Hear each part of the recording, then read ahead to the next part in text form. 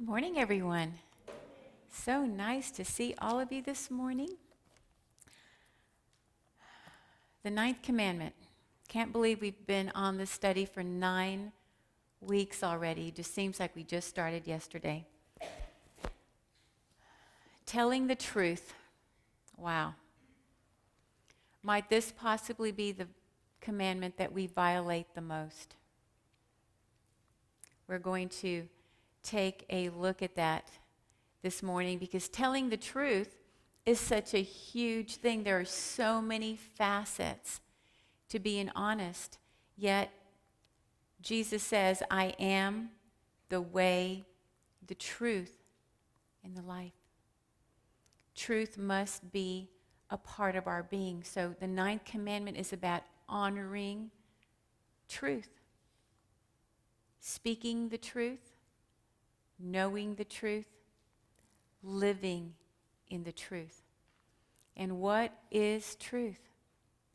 Today, many people think that truth is just your perspective. However you see it, that's what perspective that you have. That is the truth for you. And so the truth can be many different things. But God is very specific about what the truth is, and He has a lot to say on how we use the one thing that He gave us to use for praising Him, we also use for cursing out of the same mouth.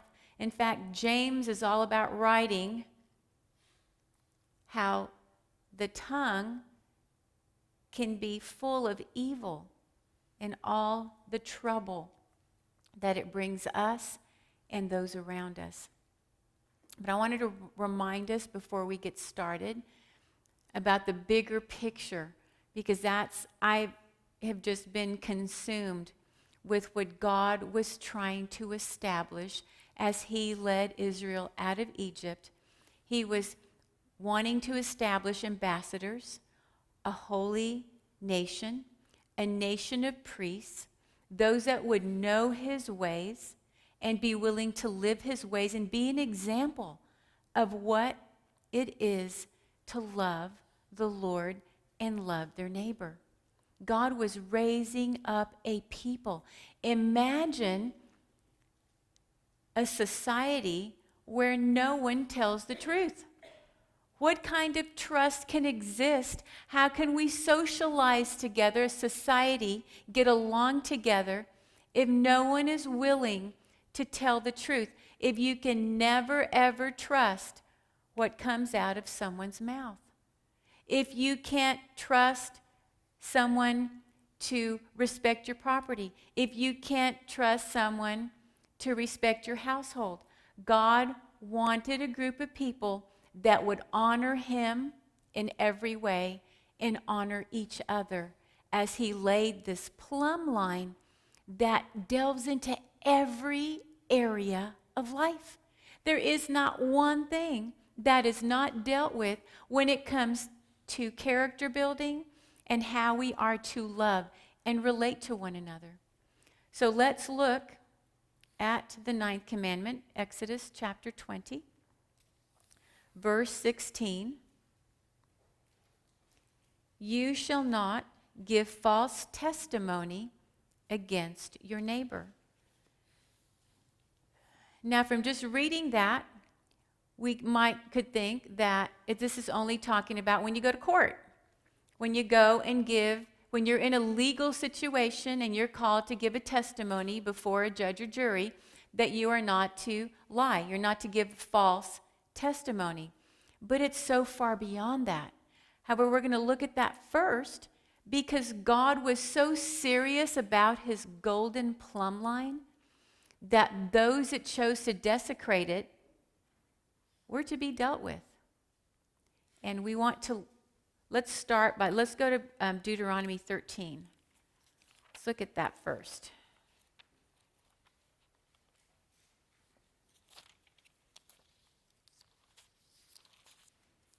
And we read this a while back, but I want to keep bringing this to mind.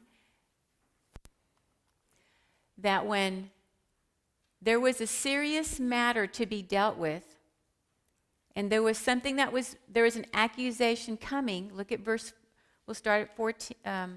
We'll just back up to 13. No, we'll back up to 12, make more sense. If you hear it said about one of the towns the Lord your God is giving you to live in, that wicked men have risen among you and have led people of their town astray, saying, let us go and worship other gods, then you must, and this is the part I want you to look at, you must inquire, you must probe, you must investigate it thoroughly, and if it is true and it is proved, then you deal with it. It's not just because one person says it, or not even because 2 people or 3 people say it. Even though you have the witnesses needed for the certain thing, God requires an inquiry, a probing, an investigation thoroughly, and then if it's proved, then they were to deal with the problem. Go over just a few chapters to chapter 17, Deuteronomy 17. Again, Moses writes, verse 4, if this has been brought to your attention, you must investigate it thoroughly, and if it is true and has been proved that this detestable thing has been done in Israel, take the man or woman who has done this evil deed to your city gate and stone that person to death. On the testimony of 2 or 3 witnesses, a man shall be put to death, but no one shall be put to death on the testimony of only 1 witness. The hands of the witnesses must be the first in putting him to death, and then the hands of all the people. You must purge the evil from among you. Justice must be carried out swiftly. Why? Because if the guilty are left unpunished, then evil becomes a safe thing to do. When people get away with doing something, guess what? Someone else wants to get away with being a lawbreaker as well. That's why God says, purge the evil from among you. And it required honest witnesses. In fact, to keep us from lodging accusations that weren't true, God says, you said that you saw this, take the rock, you be the first one to throw it. So that was pretty serious. To bring that kind of an accusation that required death. There was one who received a false testimony beyond that we can possibly conceive. And we have to start there with a mock trial where false testimony was given. Let's go to the book of Mark, chapter 14.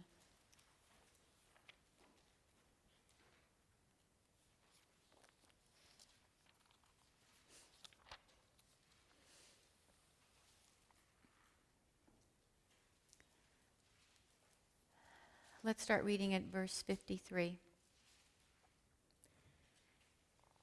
They took Jesus to the high priest, and all the chief priests, all the elders, all the teachers of the law came together. They clearly understand the law given to Moses, that only after something's been inquired, something's been proven, investigated thoroughly on the basis of 2 or 3 witnesses, they know, and so they are following through with the law given them.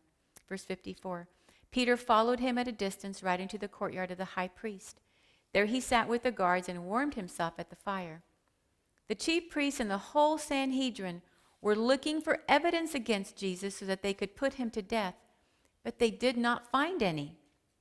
Many testified falsely against him, but their statements did not agree.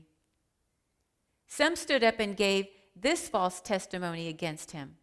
We heard him say, I will destroy this man-made temple in 3 days and will build another not made by men. Yet even their testimony did not agree. They made that up because in that day, places of worship, destroying places of worship was a capital offense. So if they could at least put that out there, they might could get him on that. But even their lies, they didn't even come together to get their lies together so they could all give the same story. Then where was I? Then the high priest stood up before them and asked, Jesus, are you not going to answer? What is this testimony that these men are bringing against you? But Jesus remained silent and gave no answer. Again, see, the high priest is not getting what he wants. There's a mock trial. There's no evidence. It's a very shaky case at best. He needs to find something, some way, because he is stirred beyond to get rid of Jesus. So he says, are you the Christ, the Son, the Blessed One? I am, said Jesus. And you will see the Son of Man sitting at the right hand of the Mighty One and coming on the clouds of heaven. The high priest tore his clothes. Why do we need any more witnesses, he asked. You have heard the blasphemy. What do you think? Drama always fits when you don't have the truth. A big scene, a big tearing of your clothes scene, that'll do. And at the tearing of the clothes from the high priest, which denotes horrible behavior, blasphemy, then they all condemned him as worthy of death. Then some began to spit at him. They blindfolded him, struck him with their fists, and said, prophesy. And the guards took him and beat him. I couldn't help, as I was reading this, how many times we've given a false testimony, and we are these people. We are these people giving a false testimony. We are the reason. We know we are the reason. Our sin is the reason why our Creator is going through this. And we wouldn't have been in any different place. And how horrifying it is for us to realize that the law that the Creator gave, that law gets turned around and gets used against him. Isn't it amazing? It's beyond me that the Creator of every living thing would allow himself to be part of a mock trial, totally made up testimony to kill the Son of God. Yet, how many times do we crush Jesus with the words that come out of our mouths? You see, lying is a heart problem. Go back a couple of books to Matthew, or actually one book to Matthew, chapter 15.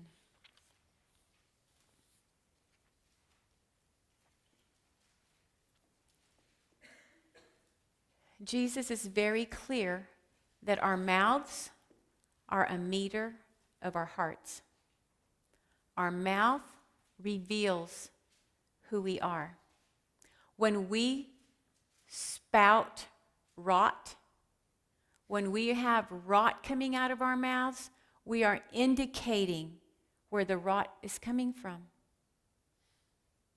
One thing I am totally sure about, without any doubt, is that I am not fit to be taken to heaven. The Lord cannot take me to heaven in this state. For what Jesus says here is me. For out of the overflow of the heart, the mouth speaks. No matter how much you and I want and desire, what lives within us, called a carnal heart, will trump us every now and again in our decision. It just happens. For out of the overflow, the mouth will speak, and it will speak rotten things, horrible, detestable things. And I can tell you that when stuff is coming out of your mouth in a rage, in anger, in bitterness, you might think that you're getting at whoever you're talking to, but really it's just a picture of what's going on in your heart, which is a horrible picture. We need to rein ourselves in and watch our words. We need to watch what comes out of our mouths. People who claim to be ambassadors for the Lord Jesus Christ, who want to learn to love God and love our neighbor as ourselves, we must become quick to listen and slow to speak, slow to become angry. Let's read this, verse 18. The things that come out of the mouth come from the heart, and these make a man unclean. For out of the heart come evil thoughts, murder, adultery, sexual immorality, theft, false testimony, and slander. And Jesus puts false testimony and slander right next to each other because false testimony and slander go hand in hand. Telling the truth is huge to God. And why you and I need to understand what slander is, because slander belongs to the father of lies. Slander started in heaven.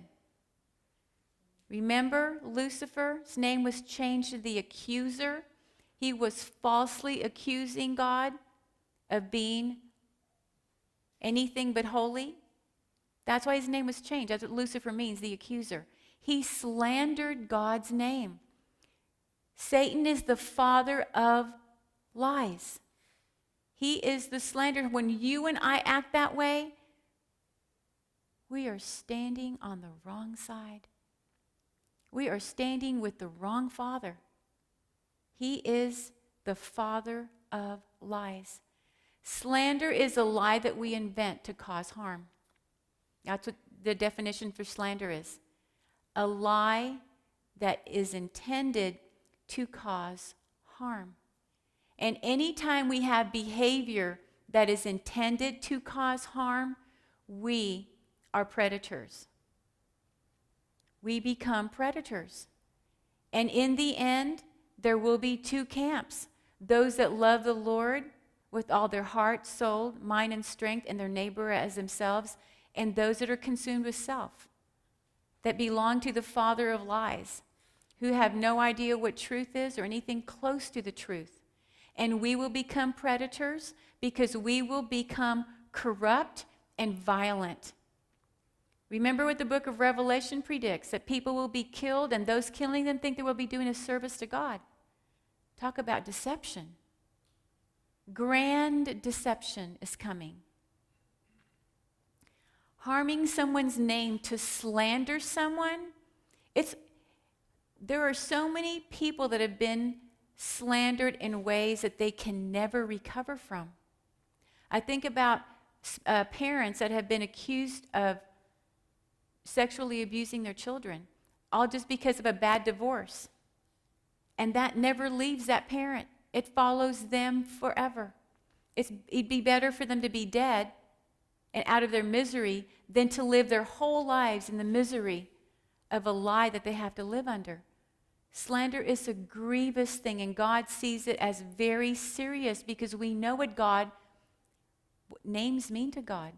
They mean something. So harming someone's name is just right above murder. However, false testimony and slander have a sister. It's called gossip. Let's go to the book of Proverbs. Proverbs chapter 18.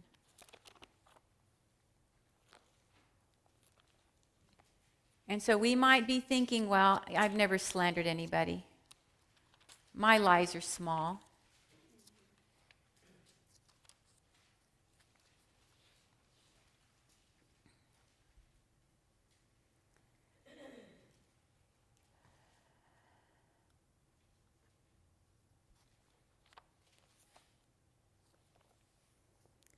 Let's go to, hold on a second, 18. That's the one I wanted. Oh, it's okay, we can start there. Verse 8. The words of a gossip are like choice morsels, They go down to a man's innermost parts. What do you think of when you think of choice morsels? Delicious, yummy. Something that you would enjoy having. That is the carnal heart. We love juicy little tidbits, morsels. Not a meal, little morsels here and there that go down into the innermost parts. They might seem like choice morsels and that they're delicious, but once they go down, they become part of our being. They wreck our heart. They become part of who we are. And that is what the overflow of our heart winds up. Gossip is repeating a story to discredit someone. Gossip is repeating a story to discredit someone. If you repeat something fantastic about someone, oh, let me tell you this great thing about Nietzsche. You're not going to believe how wonderful. Would anybody say you were gossiping? No, of course not. So gossiping is never telling something good about someone. It's about spreading to discredit someone. And most of the time, we don't even know what we're saying is true. If it's true, who cares? It's what I think is true, what I was told to be true. How many times have we repeated something or said something when we didn't really even know if it was true? We just thought it might be true. Yeah, absolutely. Let me paint you a little story just to kind of put us in the mode of where we're going this morning. Let's just say this morning, Grammy's at home sick, and after church I check my phone and she leaves me a message saying, the doctor called in a prescription for me, can you stop and pick it up for me? So I leave church and I go to get Grammy's medicine, and one of you all leaves like 10 minutes after me. You know, going home that way you pass by the CVS. So when you're passing by the CVS, you see Letty walking out of the CVS with a big pile of balloons and a couple bags, and you're going, wow. So she was going to get medicine. That's interesting. Look at the pastor shopping on the Sabbath. Wow, look at that. She didn't think anybody would catch her. So, loving these choice little morsels, you can't wait to get on the phone and say, you're not going to believe what I saw Letty doing. Now, when you see something and you think you know what's going on, might you ought to process and find out what you think might not be what it is? How many times have we come to find out later that what we thought was not even what was going on? So it's just killing you that Letty was coming out of the CVS with balloons and bags of stuff on the Sabbath. You just can't, how can I find out so that I can spread true stories instead of just stories? So that I'll call Letty and find out if her mom's okay. That's what I'll do. So you call Letty and you say, hey, I just wanted to check on you. Sorry that you didn't get a chance to eat lunch with us. Is your mom okay? Yeah, mom's fine. I stopped by to pick up the medicine. It took me a little bit longer because the drive-thru was not working, so the window wouldn't open, so I had to drive and go in the store. And then, lo and behold, I'm trying to pay for the medicine, this little elderly woman was buying some things and said, ma'am, can you please help me carry these balloons to my car? I just think it's so windy. I don't think I can get the balloons in the car by myself. And yes, let me hold everything here. You go ahead and open the door to the car, and I'll put everything in the car for you. And now you're feeling about that big. Now you have no juicy story. And now you're feeling really bad for letting your mind go there. But how many dozens of times have we done just that? We think that we know all and see all, and we just make an assumption, and we just go with it, and we're ready just to tell what we see. And the people affected most by things is those with a personality trait called a babbling brook. And I'm going to tell you that because it's really important for us to understand. We have a lot of them in this congregation. Babbling brooks, it's just a personality trait. It's not me calling anybody names. If you study personality traits, you'll find out that in the communication department, there are babbling brooks that love to talk, and there are dead seas that hardly ever talk. And really, they're extremes. We all need to kind of be right here. Not either extreme is not good. But babbling brooks, of us that love to talk, love to tell stories. We just love to tell stories, and we love to tell all about the story too. And so those with those personality traits really have to watch the talk. We're going to find out the Bible even tells us. Proverbs 10:19.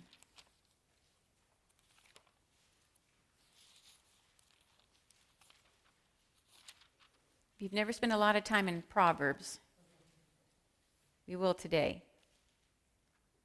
Proverbs 10, verse 19.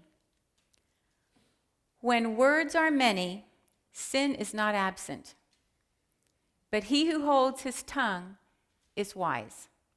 I love the NLT. Too much talk leads to sin. Be sensible and keep your mouth shut. Does that not just get right to it? Sometimes the NLT just tells it like it needs to be said.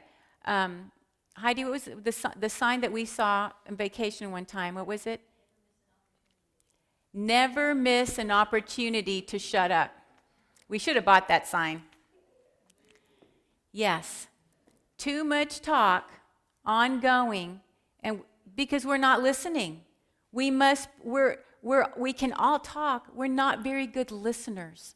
We don't listen like we should. And what does gossiping say about us?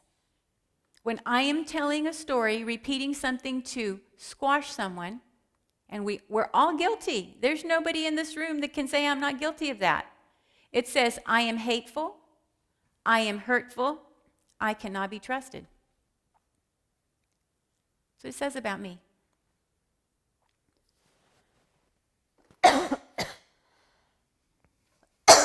Excuse me. Go to Proverbs 20.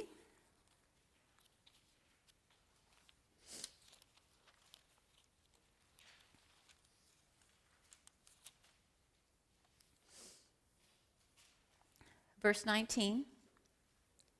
A gossip betrays a confidence, so avoid a man who talks too much.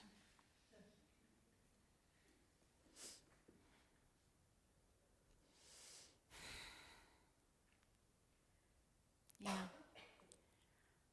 How can we have a relationship with people if we can't trust them? How can we reveal things about ourselves to someone and not know if it's going to continue to circulate? How can we have a relationship? Yet how do we reveal information and deal with problems without passing along information? That's an important thing to do. Sometimes in dealing with problems, it becomes necessary to share information with someone else. So let me tell you the one most important thing that you need to know. Number one, will that person sharpen you? Proverbs 27.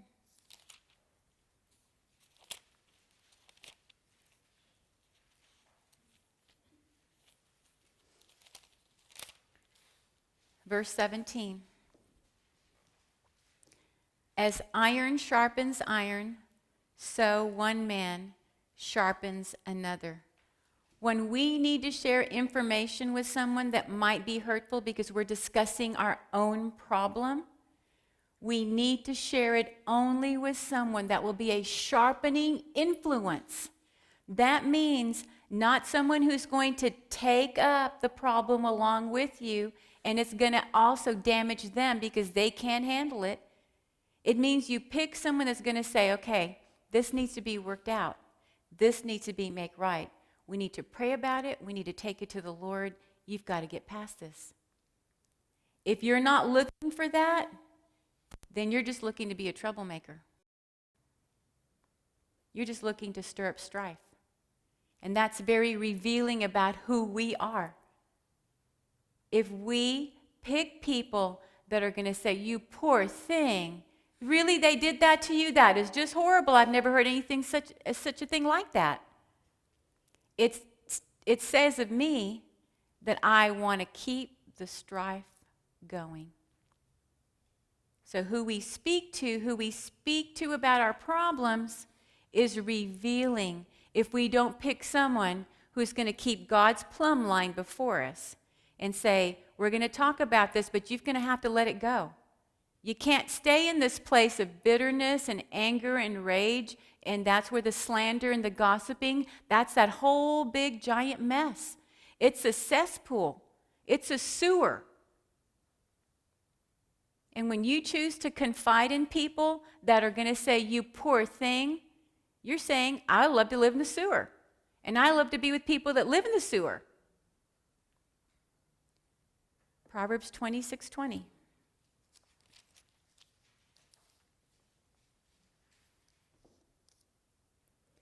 Without wood, a fire goes out.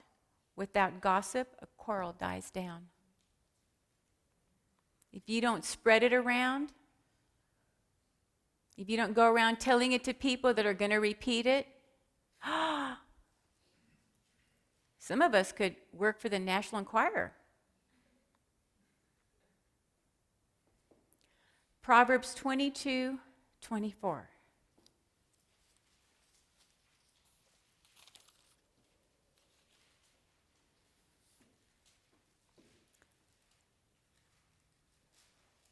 Do not make friends with a hot-tempered man. Do not associate with one easily angered, or you may learn his ways and get yourself ensnared. That goes right along with 1 Corinthians, that bad company corrupts good character. If you hang around people that love to gossip, if you hang around people that love to, always when you come over, they have choice morsels for you. There's always an assortment of choice morsels. Guess what you're going to become?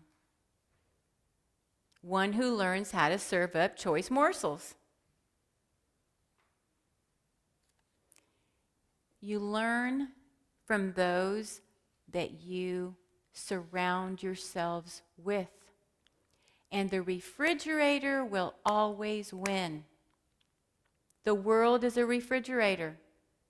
If we choose to live in there, get in there, and we're foolish enough to think that the heat of the light of God's love that radiates out of us will warm up the refrigerator, we are still wearing diapers.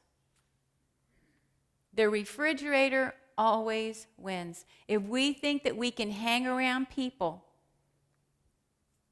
that refuse to allow God's plumb line to be what rules their life, then we will become like them. No matter where we are in our walk, loving and serving the Lord, we will go off course. It's how the carnal nature works. We can't beat that. It is how it works. And pretty soon your defenses go down a little, and go down a little more, and a little more, and a little more. And the things that you didn't used to listen to, like people's filthy language and filthy jokes, now you're repeating the filthy jokes. Now you think it's funny. Now you're gossiping. Now you can't wait to tell the hateful stories. It's just how it goes. And so that's why this says, don't associate. Doesn't mean don't love and care about people. It means don't hang out. The people that you hang out with are the ones that influence you the most. And if you're not hanging out with people that sharpen you, then you are being dulled. And eventually, a dull edge is good for nothing.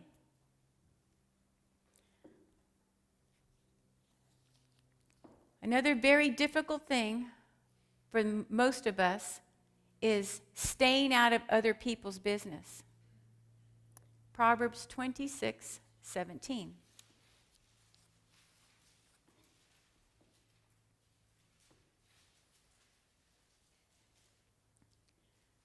Like one who seizes a dog by the ears is a passer who meddles in a quarrel, not his own.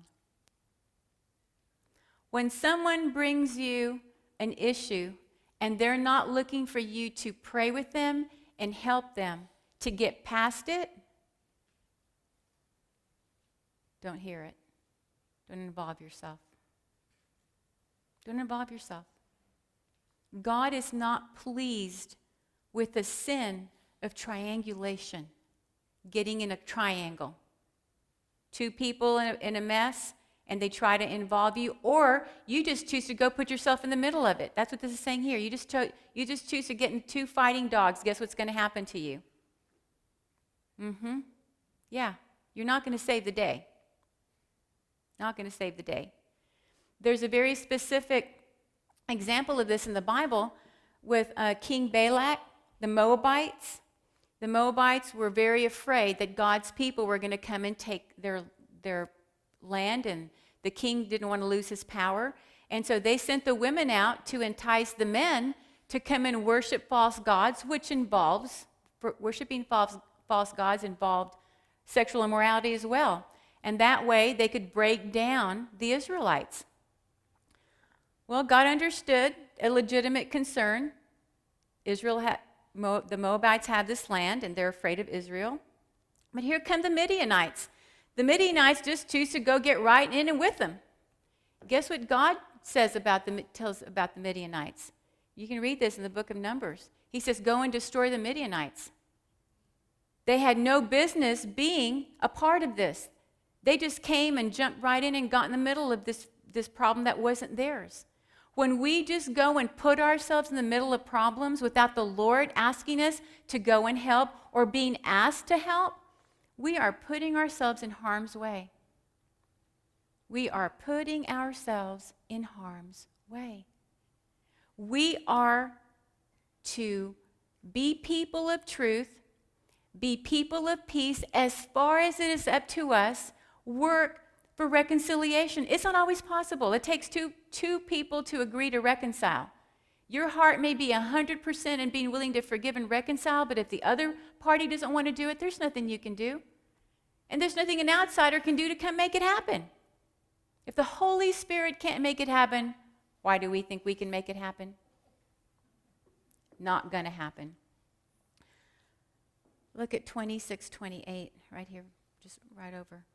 A lying tongue hates those it hurts, and a flattering mouth works ruin. Let's talk about when we feel like, well, it's the truth, so that's why I said it. Why are you upset? It's the truth. I told you the truth. You look big and fat in that dress. It's the truth. Everything that is in here does not need to come out here. In fact, I would dare say 95% of what's going on in here should probably never leave the Jell-O mess in here. It is not okay to say hurtful, mean things because it's the truth. Because you know what? If all of us here chose that right now, we could all say hateful things about each other, and next week there'll be nobody here. Because that is what the carnal heart will do. And the other extreme of saying, well, it's the truth, so I said it, is, I've never seen you look better. You look so super fantastic. It's called flattery. It's insincere praise. It's not honest. There are other things that can be said. That's a beautiful color. I love that style. There are things that can be said to be kind without being hateful and tell the truth and flattery. But to find something good to say and leave it at that. I invite you to come over and look at my lime green couch because it is the best couch I've ever seen. And you come in and you think, that is the most hideous couch I've ever seen. But you go and you sit in it, you go, wow, this is really soft. I like this softness. You find something kind without, you wasted money on this? Are you serious? I hope you didn't pay more than $10 for it. Did it come from the Goodwill? We can be so hateful with the things that come out of our mouth. But remember what God says about loving your neighbor. Love does no harm. We are to live lives, and believe me, we're going to cause harm because we're carnal beings. That's why I said, one thing I know for sure is that I am not fit to be taken to heaven. I would wreck heaven in this current state. Hands down, no doubt about it. No doubt. Not one doubt. We need the Lord. We need to be walking in truth. We need to be living a life that is not causing harm. Love does no harm. Therefore, love, Romans 13, is the fulfillment of the law. If we want to fulfill God's law, we live a life where we don't cause harm to people as much as possible. As much as possible. Go back to Proverbs 17. Going to get real acquainted with Proverbs today. 17:9.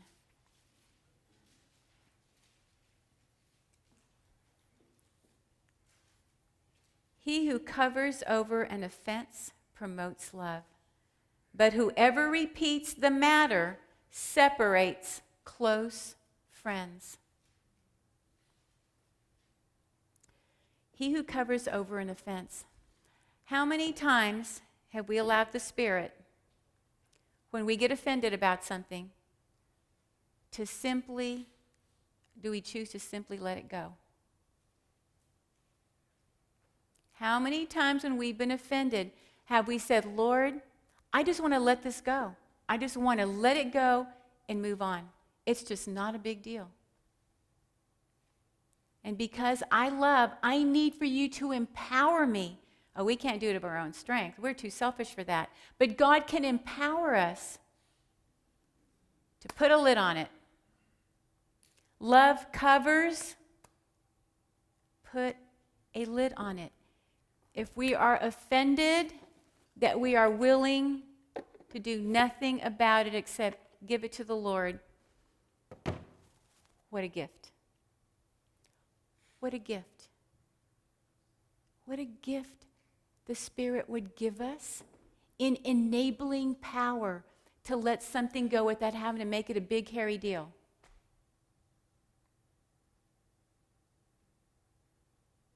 But because the carnal nature loves choice morsels and loves to chew on choice morsels, we wind up being a people who are constantly involved in backbiting, slandering, gossiping, and then the other thing where we hear something and we are dishonest by not saying anything.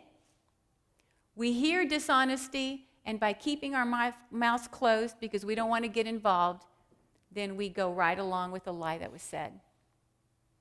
And we call it courage, but we're really cowards because courage is standing up and saying, that's not true. That's not right. So sometimes the silence is used as an excuse not to speak up for what is true. Let's go to the book of Jeremiah, chapter 9.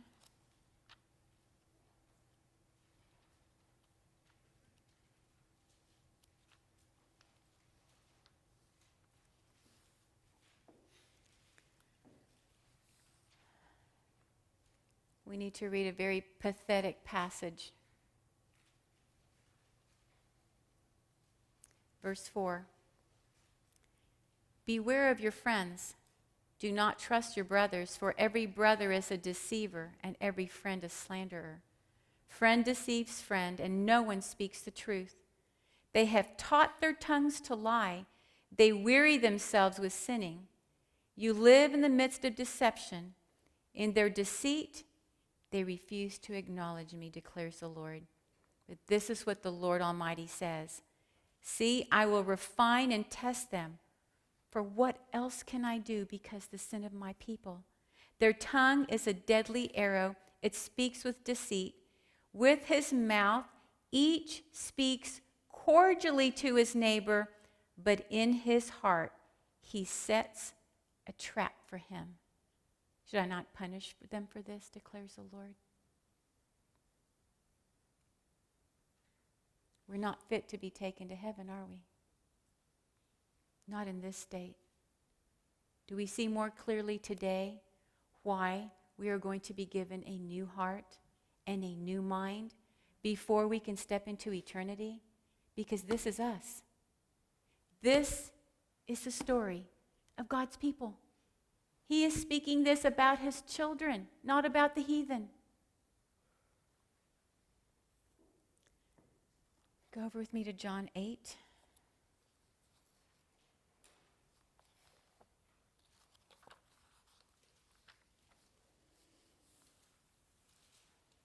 Verse 31.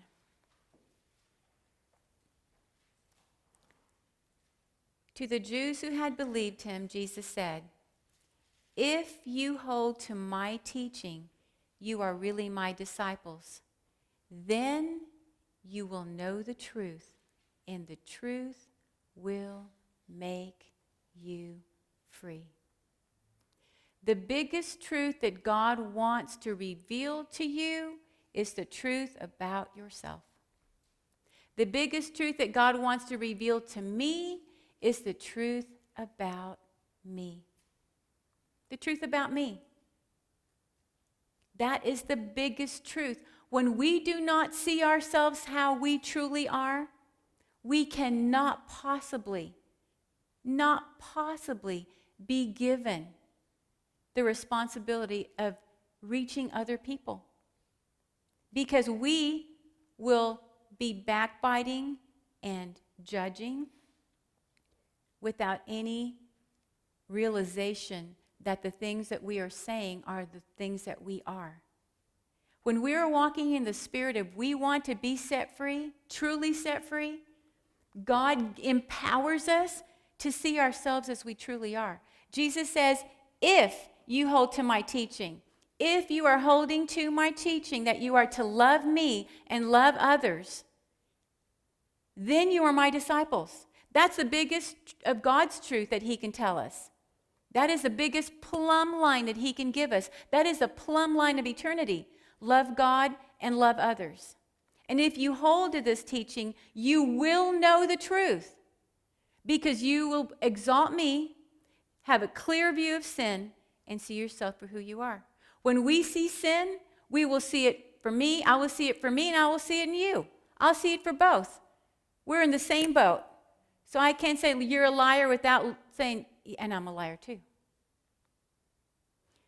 You were hateful to me. Oh yeah, I was hateful too. Anytime we see something, it flips around in an instant. Yes, Letty, and you've done the same thing. Yes, Lord, you're right. I will shut my mouth. It happens like that if we allow the Spirit to empower us. And why we need to see the truth about ourselves, it's the only way that we will have repentance in our life. We cannot have repentance if we do not see the truth about me. If Letty does not see that she is harming, then how can she say, Lord, I am sorry for harming.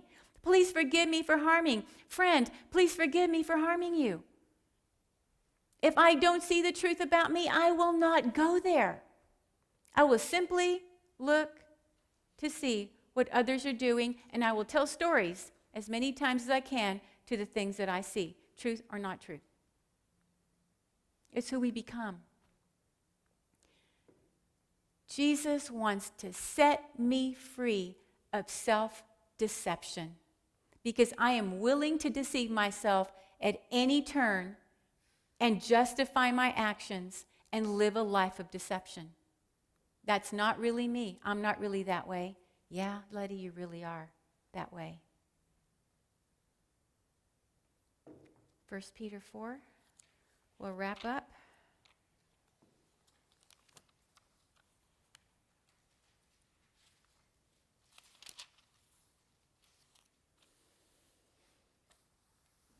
Verse 7. The end of all things is near.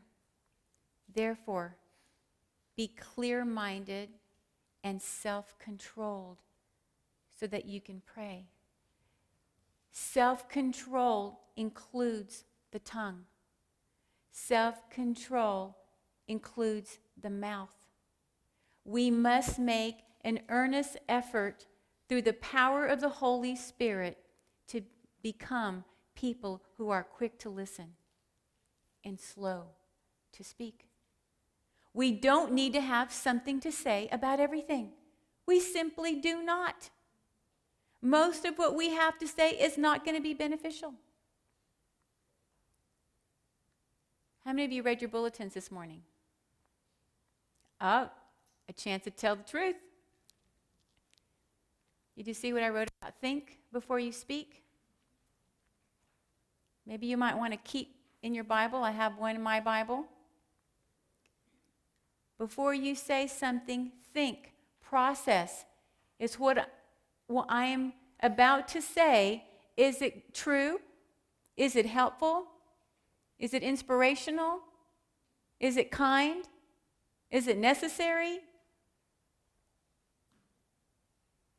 The Lord wants to make us into encouragers, not flatterers, encouragers. He wants us to be ambassadors of truth, and we can only be ambassadors of truth if we are able to say, I am a sinner who deserves death, and my Lord has set me free. And I want you to know his power, how I know his power, because my Lord has set me free from myself, and he lifts me up. He forgives me, he empowers me, and I am able to live a victorious life through his power. Victorious. He is asking for us to trust him, that his grace is sufficient, that no matter how many times we've run our mouths and hurt people, that you and I have the opportunity to change. So above all, love each other deeply, because love covers over a multitude of sin.